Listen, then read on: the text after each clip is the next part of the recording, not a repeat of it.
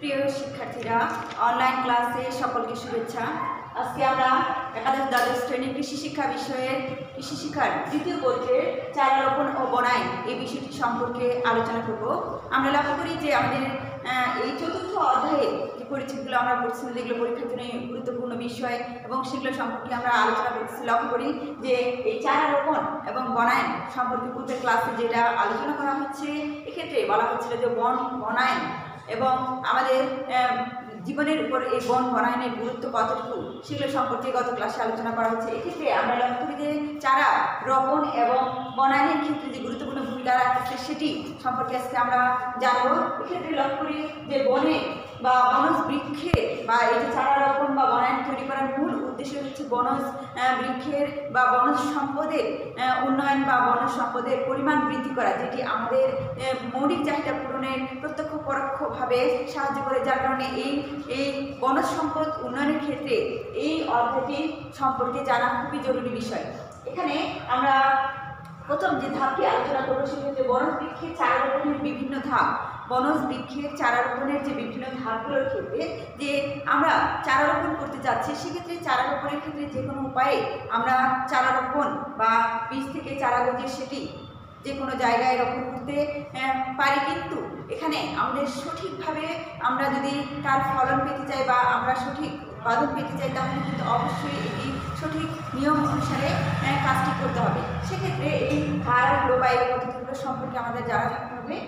প্রথম অংশটি আসে বনজ বৃক্ষের চারা রোপণের যে বিভিন্ন ধাপগুলোর ক্ষেত্রে প্রথম যে গুরুত্বপূর্ণ কাজটি হচ্ছে সেটি হচ্ছে চারা রোপণের জন্য স্থান নির্বাচন করতে হবে। চারা রোপণের জন্য স্থান নির্বাচনের ক্ষেত্রে অবশ্যই এমন জায়গা বা এমন স্থান আমাদেরকে নির্বাচন করতে হবে যেটি উঁচু, মাঝারি উঁচু অথবা পানি জমে না এমন জায়গা আমাদেরকে অবশ্যই নির্বাচন করতে হবে। এবং যেহেতু আমরা বনজ বৃক্ষের চারা রোপণের ক্ষেত্রে স্থান নির্বাচন করতেছি, অবশ্যই জলাবদ্ধ এলাকা নির্বাচন করা যাবে না। এবং মাটির প্রকৃতির ক্ষেত্রে আমরা বলতে পারি যে মাটির ক্ষেত্রে আমরা অবশ্যই সেই মাটি নির্বাচন করবো যেটি হচ্ছে দোআঁশ বা পলি দোআঁশ মাটিযুক্ত, এবং যদি কোনো কারণে সেখানে দোআঁশ পলি দোআঁশ মাটি না থাকে তবে কিন্তু আমরা বাইরে থেকে চারা রোপণের জন্য উপযুক্ত করার জন্য বিভিন্ন ব্যবস্থা করতে পারি।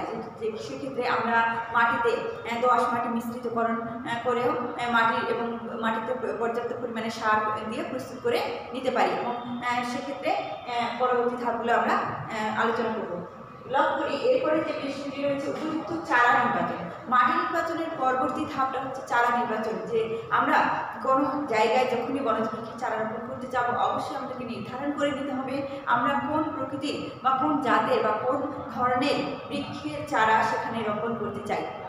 এবং এক্ষেত্রে এই উপযুক্ত চারা নির্বাচনের ক্ষেত্রে যে কোনো ধরনের বৃক্ষের ক্ষেত্রেই অবশ্যই এতটুকু তো নির্বাচন করতে হবে যে বৃক্ষের চারাটি হতে হবে সুস্থ সবল, এবং সেই সঙ্গে চারার দৈর্ঘ্য এবং সেই সঙ্গে তার উচ্চতার উপর নির্ভর করে গর্ত তৈরি করতে হবে। এবং চারা নির্বাচনের ক্ষেত্রে অবশ্যই লক্ষ্য রাখতে হবে চারা যেন কোনোরকম পোকায় খাওয়া রোগাক্রান্ত না হয়, এবং খুব বেশি উঁচু চারা বা খুব বেশি ছোট চারাও আমরা রোপণের জন্য নির্বাচন করবো না। অবশ্যই আমাদেরকে উপযুক্ত চারা নির্বাচন করতে হবে যেখানে আমরা এই বৃক্ষে রোপণ করতে চাই।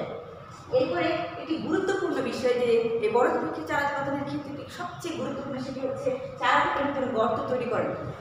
মাটির প্রকারভেদ এবং এই চারা রোপণের বা চারার জীবন শক্তি নির্ভর করে এই গর্তের বা এর পরিচর্যার উপরে। সেক্ষেত্রে এখানে চারা রোপণের জন্য গর্ত তৈরির জন্য আমরা চারার বয়স এবং সেই লম্বা উচ্চতা অবশ্যই সেটা বিবেচনা করতে হবেই আমরা গর্ত খনন করবো। এবং সেক্ষেত্রে আমরা গর্তের ক্ষেত্রে আমরা 3 ধরনের পরিমাপ আমরা নিতে পারি। সেক্ষেত্রে 90 দৈর্ঘ্য গুণন প্রস্থ গুণন উচ্চতা বা গভীরতা, এই পরিমাপে সেন্টিমিটার পরিমাপে গর্ত করতে পারি যদি চারার আকার বড় আকারের। মাঝারি আকারের ক্ষেত্রে আমরা 70 গুণন 70 দৈর্ঘ্য প্রস্থ উচ্চতা বা গভীরতার এই সেন্টিমিটারে আমরা গর্ত খনন করতে পারি। এবং আমরা যদি ছোটো আকারের চারা নিই, সেক্ষেত্রে আমরা 50 সেন্টিমিটার দৈর্ঘ্য বা 50 সেন্টিমিটার প্রস্থ এবং 50 সেন্টিমিটার গভীরতায় গর্ত খনন করে আমরা মাঝারি এই ছোটো আকারের চারা রোপণের জন্য গর্ত খনন করতে পারি। এবং এই গর্ত খননের ক্ষেত্রে সবচেয়ে বড় যে বিষয়টি লক্ষ্য রাখতে হবে, সেক্ষেত্রে এই গর্ত খননের সময় লক্ষ্য রাখতে হবে গর্তের উপরের মাটিটুকু এক পাশে রাখতে হবে এবং গর্তের অপর পাশের মাটি কিন্তু আরেক জায়গায় রাখতে হবে। সেক্ষেত্রে আমরা যদি গর্তে আমরা নির্ধারণ করি অবশ্যই অর্ধেক পরিমাণ মাটি আমরা এখানে রাখবো, বাকি অর্ধেক পরিমাণ মাটি আমরা আরেক পাশে রেখে দেবো। এবং এখানে লক্ষ্য করে যখন প্রথম অংশের মাটি আমরা এক পাশে রাখবো সেই মাটিকে বলা হচ্ছে প্রথম মাটি, আর গভীর নিচে স্তরের মাটিকে বলা হচ্ছে দ্বিতীয় মাটি। এক্ষেত্রে কিন্তু উপরের মাটিতে কিন্তু উপরের মাটি কিন্তু উর্বর বেশি হয় এবং সেক্ষেত্রে সেখানে কিন্তু উদ্ভিদের জন্য প্রয়োজনীয় পুষ্টি উপাদান বেশি থাকে, কিন্তু নিচের মাটিতে কম থাকে। সেক্ষেত্রে আমরা এই গর্তের মাটিটা আলাদা করব এবং পরবর্তীতে এই মাটি আলাদা করার মূল উদ্দেশ্য হচ্ছে পরবর্তীতে যখন আমরা চারা রোপণ করবো, গর্ত ভরাট করবো, সেক্ষেত্রে আমরা এই দ্বিতীয় মাটিকে আমরা রেখে দিয়ে প্রথম মাটিকে আমরা নিচের দিকে দিব এবং দ্বিতীয় মাটিকে উপরের দিকে দিয়ে আমরা গর্ত ভরাট করবো। এবং এটি একটি বিশেষ গুরুত্বপূর্ণ কারণ হচ্ছে এখানে উদ্ভিদের প্রয়োজনীয় পুষ্টি উপাদানগুলো উপরের মাটিতে পাওয়া যায় এবং সেখানে আমরা আবর্জনা বা কোনো ঠেলা থাকলে সেগুলো ভেঙে দেবো এবং আবর্জনা পরিষ্কার করে সেটাকে রাখবো এবং সেখানে পুষ্টি উপাদান বেশি থাকে এবং নিচে উপরের মাটিতে কিন্তু কম থাকে, সেখানে আমরা একটু সার মিশিয়ে পরবর্তীতে গর্ত পূরণ করবো। এই ক্ষেত্রে উদ্ভিদ তার প্রয়োজনীয় পুষ্টি উপাদান যেন সহজে পেতে পারে সেজন্য এই কাজটি করা হয়ে থাকে। এরপরে যেটি রয়েছে গর্তে সার প্রয়োগের ক্ষেত্রে, সার প্রয়োগ হচ্ছে মাটি যদি উর্বর হয়ে থাকে তবে কিন্তু এই গর্তের সার প্রয়োগের প্রয়োজন নেই, কিন্তু অল্প পরিমাণ আমরা জৈব সার অবশ্যই প্রয়োগ করবো যাতে আমাদের উদ্ভিদ বা আমাদের যে চারা রোপণ করছে সেটির জন্য প্রয়োজনীয় পুষ্টি উপাদান সহজে পেতে পারে। এবং যদি উর্বর হয় তাহলে যদি আমরা সার না প্রয়োগ করে সেভাবে আমরা গর্ত করে সেখানে চারা রোপণ করতে পারি, কিন্তু যদি উর্বর না হয় সেক্ষেত্রে আমরা এখানে অবশ্যই গোবর, ছাই, এছাড়া ইউরিয়া, টিএসপি, এমওপি এই সারগুলো আমরা প্রয়োগ করতে পারি। এবং আমরা সার প্রয়োগের ক্ষেত্রে গোবর বা কম্পোস্ট জাতীয় যদি সার আমরা প্রয়োগ করি, প্রতি গর্তের জন্য আমরা 10 থেকে 20 কেজি হারে আমরা গোবর সার প্রয়োগ করতে পারি। ছাই সাধারণত 1 থেকে 2 কেজি, এবং সেক্ষেত্রে আমরা যদি বলতে চাই যে ইউরিয়া সার বা টিএসপি, এমওপি সারের কথাও যদি আমরা বলতে চাই, সেগুলো কিন্তু তার প্রয়োজন অনুসারে আমরা সেখানে গ্রাম অনুসারে, যেমন হচ্ছে ইউরিয়ার ক্ষেত্রে আমরা 100 থেকে 150 গ্রাম পর্যন্ত আমরা দিতে পারি। টিএসপির ক্ষেত্রেও তাই হচ্ছে 50 থেকে 100 গ্রাম, এবং সেই সঙ্গে এমওপি সারের ক্ষেত্রে আমরা বলতে পারি 40 থেকে 70 গ্রাম পর্যন্ত আমরা গর্ত দিয়ে সেগুলো অবশ্যই মাটির সঙ্গে মিশিয়ে দিয়ে তারপরে চারা রোপণ করে গর্ত ভরাট করতে পারি। এবং এভাবে আমরা গর্তটা পূরণ করে সার দিই। এবং এক্ষেত্রে আমরা গোবর সার প্রয়োগের পূর্বে অবশ্যই 15 থেকে 20 দিন পর্যন্ত গর্তকে শুকাতে দিতে হবে, যাতে গর্তের মধ্যে থাকা গর্তের মাটির মধ্যে থাকা বিভিন্ন ধরনের রোগ জীবাণু অথবা পোকামাকড়ের ডিম, লার্ভা সেগুলো যেন মরে যেতে পারে, যেগুলো আমাদের উদ্ভিদের বা আমাদের চারার ক্ষতি করতে পারে এমন জীবাণুগুলো ধ্বংসের জন্য এই অবশ্যই সেগুলো শুষ্ক হতে হবে, শুকনোভাবে রেখে দিতে হবে। এবং গর্তে সার প্রয়োগের পরও কিন্তু 5 থেকে 7 দিন পর চারা রোপণ করতে হবে, এবং এর মাঝে আমাদেরকে সারগুলো মাটির সঙ্গে মিশিয়ে অবস্থায় নিয়ে আসতে হবে, যাতে চারা রোপণের পর চারা তার প্রয়োজনীয় পুষ্টি উপাদান সহজে মাটি থেকে গ্রহণ করতে পারে। সেই অবস্থায় আনতে হবে, অবশ্যই সেটি একটি স্থির অবস্থা বা যে অবস্থায় আনতে হবে। এরপরে আমরা লক্ষ্য করি যে এই সার প্রয়োগের পর চারা রোপণের পূর্ব প্রস্তুতি নিতে হবে, এবং গর্তে চারা রোপণের পূর্বে অবশ্যই চারাকে একটি নির্দিষ্ট ছাউনি থেকে সরিয়ে নিতে হবে, তাকে এটি হার্ডেনিং বা আমরা বলতে পারি যে সেটাকে সহনশীলতা বাড়িয়ে দিতে হবে, এবং তার যে অতিরিক্ত শাখা থাকে সেগুলো ছাঁটাই করতে হবে। এবং সেই সঙ্গে যে পলিথিন থাকবে সেই পলিথিন শিটটা সুন্দরভাবে ব্লেড দিয়ে কেটে সেটি আলাদা করে তবেই চারা রোপণের ব্যবস্থা করতে হবে। এবং এক্ষেত্রে চারাটি যারা সুস্থ সবল হয় সেটি কিন্তু অবশ্যই লক্ষ্য রাখতে হবে। এরপরে চারা রোপণ, যখন আমরা চারা রোপণ করবো তখন গর্তের মধ্যে চারাটি পলিথিন শিট সরিয়ে মূলগুলোকে খুব অক্ষতভাবে ভালোভাবে লক্ষ্য করে সেই মাটি ঢিলা যেন সহজে ভেঙে না যায়, তারপরে সেই মাটির অংশটি সুন্দরভাবে গর্তের মধ্যে রেখে তারপরে আমরা সাধারণত উপরের মাটিগুলো নিচে এবং নিচের মাটিগুলো উপরে দিয়ে সুন্দরভাবে আমরা চারাটি রোপণ করে ফেলবো। এক্ষেত্রে আমাদের লক্ষ্য রাখতে হবে যখন আমরা চারা রোপণ করবো এই জায়গাটিতে গর্তের একটু খাল রাখতে হবে বা একটু নিচু রাখতে হবে, যাতে আমরা চারায় যখন আমরা সেচ বা পানি দেবো তখন যেন পানিটা জমে থাকে এবং পানিটা গড়িয়ে চলে যেতে না পারে, সেজন্য আমরা অবশ্যই একটু নিচু করে রাখবো যাতে সে তার পানির চাহিদা পূরণ হয়। এরপরে কিছু কিছু চারার ক্ষেত্রে সেচ দেওয়া হয়, রোপণের পরবর্তী সময় কিন্তু সেচ দিতে হবে, যাতে তাদের প্রয়োজনীয় পুষ্টি উপাদানগুলো পানিতে গুলে সেটা সহজে তাদের কখন উপযোগী হয় সেগুলো সেচের ব্যবস্থা অবশ্যই রাখতে হবে। এবং খুঁটি বেড়া দেওয়া, কিছু কিছু লম্বা ভক্তের গাছের ক্ষেত্রে অবশ্যই খুঁটি দিতে হবে, এবং বেড়া দেওয়ার ক্ষেত্রে যদি গরু ছাগলের প্রকোপ থেকে বা আমরা যে কোনো বাতাসের প্রকোপ থেকে যেটা ঢেলে না পড়ে সেজন্য অবশ্যই খুঁটি এবং বেড়ার ব্যবস্থা করা জরুরি। এবং অন্যান্য পরিচর্যার ক্ষেত্রে আমাদেরকে লক্ষ্য রাখতে হবে যে অবশ্যই সেখানে অপ্রয়োজনীয় পাতা রয়েছে সেগুলো ছাঁটাই করা, বা তার হচ্ছে হেলে করছে কিনা পরিচর্যা করা, সঠিক মাত্রায় তাদের পরিচর্যার ক্ষেত্রে অবশ্যই লক্ষ্য রাখতে হবে যে কোন প্রকার আক্রমণ হয়েছে কিনা সেখানে স্প্রে করা এ ধরনের বিশেষ পরবর্তী পর্যায়ে তার প্রয়োজন অনুসারে পরিচর্যাগুলো করতে হবে। এরপরে আমরা চলে আসি যে এই চারা রোপণ বনায়নের পরবর্তী একটি ধাপ যেটি হচ্ছে পরিচর্যার ক্ষেত্রে একটি গুরুত্বপূর্ণ বিষয়, যেটি গাছের বনজ বৃক্ষ, বিশেষ করে বনজ বৃক্ষের সঠিক কাঠামো বা আমরা যদি বলতে চাই যে গ্রোয়িং স্টক বা মজুদকৃত মোট কাঠের পরিমাণ বৃদ্ধির জন্য একটি পরিচর্যা সেটি হচ্ছে, এবং আরেকটি হচ্ছে যে আমাদের ফলমূল এবং সেই সঙ্গে উৎপাদন বৃদ্ধির লক্ষ্যে এবং সঠিক কাঠামো বা আমাদের প্রয়োজন মতো সুবিধা মতো বনায়ন সৃষ্টির ক্ষেত্রে এই কাজটি করা হয় কাষ্ঠল বৃক্ষের ট্রেনিং এবং প্রুনিং। এই কাজটি করা হয় থাকে কাষ্ঠল বৃক্ষের ট্রেনিং এবং প্রুনিং, যেটি একটি পরিচর্যা। বনজ বৃক্ষের ক্ষেত্রে এটি একটি বড় ধরনের পরিচর্যা এবং এই কাজটি করা হয়। প্রুনিংয়ের ক্ষেত্রে আমরা বলি যে উদ্ভিদের আকার আকৃতি কাঠামো ফুল ফল উৎপাদন সর্বোপরি উৎপাদন বৃদ্ধির জন্য এখানে যে ডালপালা বা পাতা কুড়ি ফুল এবং অতিরিক্ত ফল ছাঁটাই করা হয় এটিকেই বলা হচ্ছে প্রুনিং। এক্ষেত্রে আমরা সব ধরনের অংশের কথা বলছি, যেমন সেখানে যদি আমরা তার শ্রেণীবিভাগের বা আমরা যদি তার প্রকারভেদের ক্ষেত্রে যাই, সেক্ষেত্রে আমরা লক্ষ্য করি যে প্রুনিংয়ের ক্ষেত্রে প্রুনিংয়ের লক্ষ্য করে আমরা ছাঁটাই, শাখা ছাঁটাই করতেছি, পাতা ছাঁটাই করতেছি, সেই সঙ্গে মূল ছাঁটাই, ফুল ও ফল ছাঁটাই, সব ধরনের ছাঁটাই এখানে করা হচ্ছে। সবগুলোকে একত্রিতভাবে বলা হচ্ছে প্রুনিং। প্রুনিং উদ্ভিদের আকার আকৃতি এবং তার সঠিক কাঠামো প্রদানের জন্য এবং অধিক উৎপাদন পাওয়ার জন্য যে ডালপালা ছাঁটাই বা যে উদ্ভিদের যে কোনো অংশ ছাঁটাই করাকেই বলা হচ্ছে প্রুনিং। সেক্ষেত্রে আমরা যখন প্রথম অংশটিতে আসি ছাঁটাই, শাখা ছাঁটাইয়ের ক্ষেত্রে যে উদ্ভিদের একটি সঠিক কাঠামো বা আকার আকৃতি প্রদান করার জন্য তার অতিরিক্ত শাখাগুলোকে নিচের অংশ বা উপরের অংশ শাখাগুলোকে ছাঁটাই করে ফেলা, অথবা কোনো কারণে রোগাক্রান্ত হলো বা কোনো কারণে ক্ষতিগ্রস্ত হলে এই ধরনের অংশগুলোকে ছাঁটাই করে ফেলাই হচ্ছে শাখা ছাঁটাই। এরপরে যেটি রয়েছে যে পাতা ছাঁটাইয়ের ক্ষেত্রে যখন আমরা উদ্ভিদের প্রশোধনের হার কমিয়ে দিতে চাই, সেক্ষেত্রে এই প্রশোধনের হার কমানোর জন্য অবশ্যই তার পাতাগুলোকে ছাঁটাই করতে হবে। এছাড়াও বয়স্ক পাতা যেগুলো হচ্ছে প্রশোধনের হার অনেক বেশি, সেক্ষেত্রে এই পাতাগুলোকে কিন্তু ছাঁটাই করে ফেলে দেওয়া উচিত। সেক্ষেত্রে পাতা ছাঁটাই কিন্তু এক ধরনের প্রুনিং। এরপরে রয়েছে মূল ছাঁটাইয়ের ক্ষেত্রে সাধারণত আমরা যখন মিশ্র ফসল চাষ করি, এক্ষেত্রে উদ্ভিদের সঠিক উৎপাদন বা সঠিক দ্রুত বর্ধনের ক্ষেত্রে তাদের উৎপাদন বৃদ্ধি করার জন্য এই বিশেষ কিছু মূলগুলোকে ছাঁটাই করা হয়। এক্ষেত্রে কিন্তু আমরা এই সারিবদ্ধভাবে মিশ্র ফসল চাষ করার ক্ষেত্রে সেগুলোর মাঝখানে চাষ দিয়ে আমরা এই শাখাগুলোকে ছাঁটাই করতে এবং বিশেষ করে সবজি জাতীয় ফসলের ক্ষেত্রে এই মূল ছাঁটাই করা হয়ে থাকে এবং এর মাধ্যমে উৎপাদনকে বৃদ্ধি করা হয়।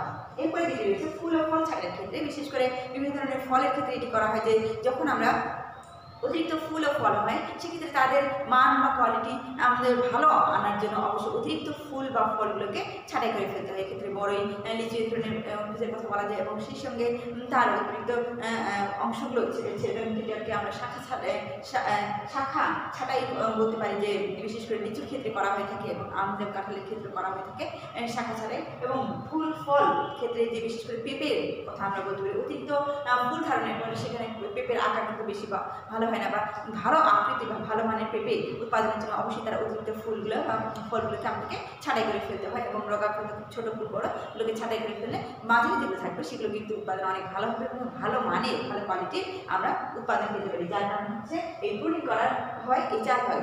এছাড়াও ছাঁটাইয়ের ধরন বা ডালপালার ছাঁটাইয়ের ধরনের উপর ভিত্তি করে দুইভাবে কিন্তু এই প্রুনিং আরেকটি বিষয় প্রুনিংয়ের প্রকারভেদে বা আরেকটিভাবে প্রুনিং করা হয়। সেক্ষেত্রে শাখা ছেদন, শাখা অপসারণ, দুইভাবে কিন্তু শাখা অপসারণ করা হচ্ছে। এক্ষেত্রে আমরা লক্ষ্য করি যখন একটি গাছের ক্ষেত্রে যখন শাখা থাকে, এক্ষেত্রে যদি আমরা শাখার এই জায়গাটাকে আমরা যদি কেটে ফেলি, তাহলে এক্ষেত্রে আমরা শাখা ছেদন পদ্ধতি আমরা ব্যবহার করি। আর যদি আমরা পুরোপুরি এই পুরো ডালটাকে কেটে ফেলতে চাই, তাহলে সেখানে আমরা হচ্ছে অপসারণ, শাখা অপসারণ। এক্ষেত্রে শাখা অপসারণ, শাখা ছেদন এবং শাখা অপসারণ এই দুটি কথা আমরা বলতে পারি। যে শাখা ছেদনের ক্ষেত্রে শুধুমাত্র আকার আকৃতি বা ঠিকভাবে আমরা তার শেপ নিয়ে আসার জন্য আমরা শুধুমাত্র তার অংশটিকে ছেটে ফেলছি বা উৎপাদন বৃদ্ধিতে ফল ফুল উৎপাদনের বৃদ্ধির জন্য আমরা শুধু অংশটিকে কেটে ফেলছি, কিন্তু পুরো শাখাটাকে যখন কেটে ফেলবো তখন সেটাকে বলা হচ্ছে শাখা অপসারণ। এবং দুইভাবে এই প্রুনিং করা হয়ে থাকে। এরপরে যে বিষয়ে আমরা সেই হচ্ছে প্রুনিংয়ের ক্ষেত্রে আমরা বলি যে সঠিক কাঠামো, যখন কোনো কাষ্ঠল বৃক্ষের সঠিক কাঠামো আকার আকৃতি প্রদানের জন্য তার শাখা প্রশাখাগুলোকে ছেদন বা কাটা হয় বা ছেদন ছেদ করা বা ছাঁটাই করা হয় তখন তাকে বলা হয় ট্রেনিং। এক্ষেত্রে ট্রেনিং প্রুনিং একই বিষয় হলেও সব ধরনের ট্রেনিংকে আমরা প্রুনিং বলতে পারি, কিন্তু সব ধরনের প্রুনিংকে আমরা ট্রেনিং বলতে পারবো না। এর মূল কারণ হচ্ছে যখনই আমরা ছাঁটাইকরণ কথাটি বলছি সেটি শাখা প্রশাখা ছাঁটাইয়ের ক্ষেত্রে ট্রেনিং বলা হচ্ছে, যে সেখানে শুধুমাত্র সঠিক আকার আকৃতি এবং কাঠামো প্রদানের জন্য ছাঁটাই করা হচ্ছে, ডালপালা ছাঁটাই করা হচ্ছে, সেক্ষেত্রে ট্রেনিং। কিন্তু যখন প্রুনিং করা হয় সেক্ষেত্রে তার পাতা ফুল ফল এবং সব ক্ষেত্রে সব অংশগুলোই একমাত্র উদ্দেশ্য থাকে যে আমাদের উৎপাদনকে সর্ববৃহৎ বা সর্বোচ্চ পর্যায়ে নিয়ে যাওয়ার ক্ষেত্রে ছেদ করা বা ছাঁটাই করা, সেক্ষেত্রে প্রুনিং। এবং এক্ষেত্রে তাই ট্রেনিং এবং প্রুনিং এক বিষয় নয়। এবং এক্ষেত্রে ট্রেনিং, সবগুলো ট্রেনিংকে আমরা প্রুনিং বলতে পারতেছি এবং সব প্রুনিংকে আমরা ট্রেনিং বলতে পারবো না। এবং এক্ষেত্রে যখন ট্রেনিংয়ের প্রকারভেদের ক্ষেত্রে আমরা আসতে পারি, সেক্ষেত্রে মুক্ত ও উচ্চ কেন্দ্র পদ্ধতি। এক্ষেত্রে উচ্চ কেন্দ্র পদ্ধতির ক্ষেত্রে বলা হয় যে যখন কোনো বৃক্ষের আকার আকৃতি সঠিক কাঠামো প্রদানের জন্য তার শুধু মাথার উঁচু অংশটিকে বাড়তে দেওয়া হয়, কিন্তু পার্শ্ব শাখাগুলোকে সবগুলো ছাঁটাই করে ফেলা হয়, এটাকে বলা হচ্ছে উচ্চ কেন্দ্র পদ্ধতি। এর মাধ্যমে গাছকে উঁচু হতে দেওয়া হয় এবং সেই সঙ্গে নিচের শাখা প্রশাখাগুলোকে ছেটে ফেলা হয়। এবং এরপর যেটি রয়েছে মুক্ত কেন্দ্র পদ্ধতির ক্ষেত্রে আমরা লক্ষ্য করি, মুক্ত কেন্দ্র পদ্ধতির ক্ষেত্রে কিছু সময় ধরে উপরের উঁচু শাখাটা বাড়তে দেওয়া হয়, তারপরে উঁচু শাখাটা পুরোটাই ছেড়ে দিয়ে পাশের শাখাগুলোকে বাড়তে দেওয়া হয় এবং এই গাছকে পুরো একটা আকৃতির ঝোপ আকারের আকৃতি নিয়ে, এবং এক্ষেত্রে উৎপাদন বৃদ্ধি বা কাঠামো ভালো বা ঝোপযুক্ত বা উৎপাদনের বেশির জন্য কিন্তু এই গাছটি করা হয়। সেক্ষেত্রে এটিকে বলা হচ্ছে মুক্ত কেন্দ্র পদ্ধতি, যে গাছে শুধুমাত্র উপরের শাখাটি কাটা হচ্ছে কিন্তু পার্শ্ব শাখাগুলিকে বাড়তে দেওয়া হচ্ছে, এক্ষেত্রে এটিকে বলা হচ্ছে মুক্ত কেন্দ্র পদ্ধতি। এরপরে নাতি উচ্চ কেন্দ্র পদ্ধতির ক্ষেত্রে যে আমরা যখন কোনো বৃক্ষের উচ্চ কেন্দ্রটিকে কিছু সময়ের জন্য বাড়তে দিই এবং শাখা প্রশাখাগুলো ছেড়ে ফেলি, কিন্তু পরবর্তী পর্যায়ে আবার উপরের শাখাটিও কেটে ফেলে পার্শ্ব শাখাগুলো সুন্দরভাবে একটি কাঠামো গঠন করা হয়, সেক্ষেত্রে এই পদ্ধতিটির নাম দেওয়া হচ্ছে নাতি উচ্চ কেন্দ্র পদ্ধতি। এটির ক্ষেত্রে উচ্চটা গাছগুলোকে উঁচুতে উঠতে দেওয়া হয় এবং নিচের শাখাগুলো বাড়তে দেওয়া হয়, এবং এক্ষেত্রে একটি ঝোপযুক্ত গাছ তৈরি করা হয়, যে গাছকে আমরা বলছি নাতি উচ্চ কেন্দ্র পদ্ধতি। এর মাধ্যমে কিন্তু বিশেষ করে ফলন বৃদ্ধি করার জন্য তৈরি করা এবং কাঠামো সঠিকভাবে দেওয়ার জন্য দেওয়া হয়। ট্রেনিং প্রুনিং দুটির উদ্দেশ্যের ক্ষেত্রে আমরা বলতে পারি যে ট্রেনিং প্রুনিং করা হয় গাছের আকার আকৃতি কাঠামো এবং ফুল ফল উৎপাদন বৃদ্ধির ক্ষেত্রে, এবং এক্ষেত্রে কিন্তু আরও পরিবেশগত এবং সেই সঙ্গে আমাদের জীবন ধারণের ক্ষেত্রে সুযোগ সুবিধা বৃদ্ধির ক্ষেত্রে কিন্তু এটি কাজ করে থাকে, এবং আমাদের জ্বালানির চাহিদা পূরণের ক্ষেত্রে কিন্তু এটি কাজ করে। সেক্ষেত্রে অতিরিক্ত ফুল ফল অথবা আমরা শাখা ছাঁটাই করে সেগুলো জ্বালানি হিসেবে ব্যবহার করতে পারতেছি, এবং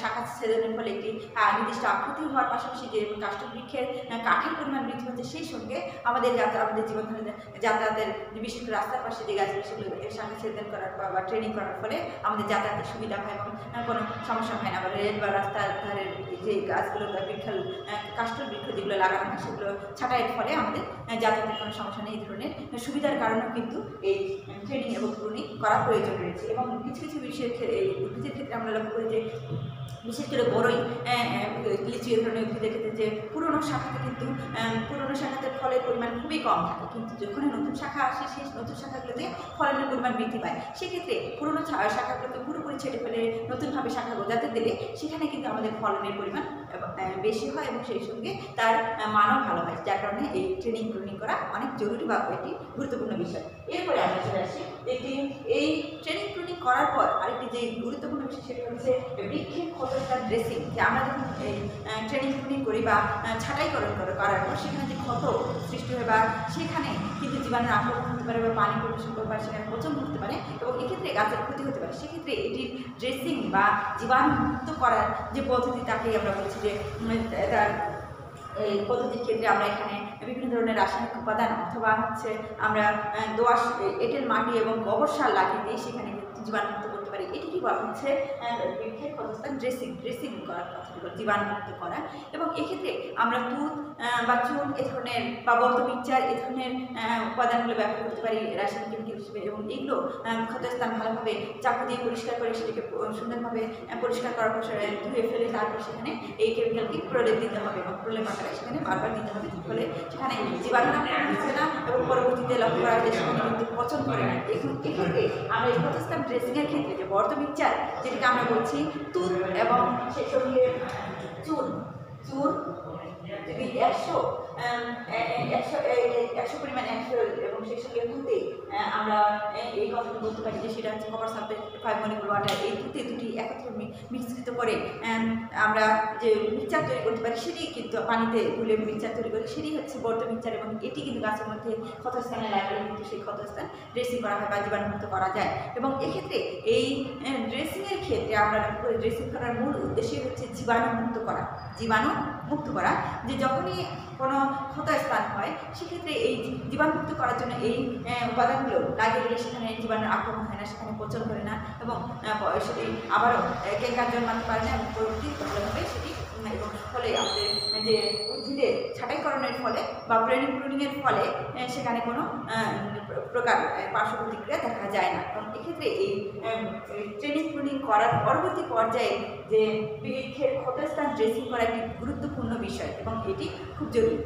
এবং কিছু কিছু ক্ষেত্রে গ্রামীণ সমাজে লক্ষ্য করা যায়, কৃষকরা যদি রাসায়নিক কেমিক্যাল নাও পেয়ে থাকে তাহলে তারা সরাসরি এঁটেল মাটি, যেটা চিটচিটে খুবই কাদার সাথে মাটিতে খুলে কাদা তৈরি করে, সেটি কিন্তু এই ক্ষতস্থানের মধ্যে সুন্দরভাবে লাগিয়ে দিলে সেটা শুকিয়ে যায় এবং সেখানে কিন্তু জীবাণু আক্রমণ হয় না বা পচন ধরে না। এছাড়াও গোবর একসঙ্গে মাটিতে ভালোভাবে শক্ত করে মেখে তারপর সেখানে লাগিয়ে দিলেও কিন্তু এটি জীবাণুনাশক হিসেবে কাজ করতে পারে এবং সেখানে পচন ধরে না। তো এই ছিল আজকে আমাদের আলোচনার বিষয়। আমরা আজকে যে বিষয়ে আলোচনা করলাম যে চারা রোপণ ও বনায়নের ক্ষেত্রে যে চারা রোপণের বিভিন্ন বৃক্ষের যে চারা রোপণের বিভিন্ন ধাপগুলো, এই ধাপগুলো সম্পর্কে আমাদের জানতে হবে। এবং সেই সঙ্গে এখানে আমরা ট্রেনিং প্রুনিং কাকে বলে, ট্রেনিং প্রুনিংয়ের উদ্দেশ্য কী, সেই সঙ্গে ট্রেনিং প্রুনিং তার যে প্রকারভেদগুলো সম্পর্কে জানলাম। এবং ট্রেনিং প্রুনিংয়ের ক্ষেত্রে আমরা বলতে পারি সব ধরনের ট্রেনিংকে আমরা প্রুনিং বলতে পারি, সব ধরনের প্রুনিংকে আমরা ট্রেনিং বলতে পারি না। এই ধরনের প্রশ্ন আমরা জানলাম, প্রশ্ন উত্তর জানলাম, এবং এগুলো সম্পর্কে আমাদের খুব ভালোভাবে জানতে হবে এবং বুঝতে হবে, এবং সেক্ষেত্রে সৃজনশীলের জন্য খুব ভালোভাবে বুঝে পড়তে হবে। তো সকলে সুস্থ থাকো, ভালো থাকো এবং ভালোভাবে পড়াশোনা করো, এই প্রত্যাশায় শেষ করছি এখানে। ধন্যবাদ সবাইকে।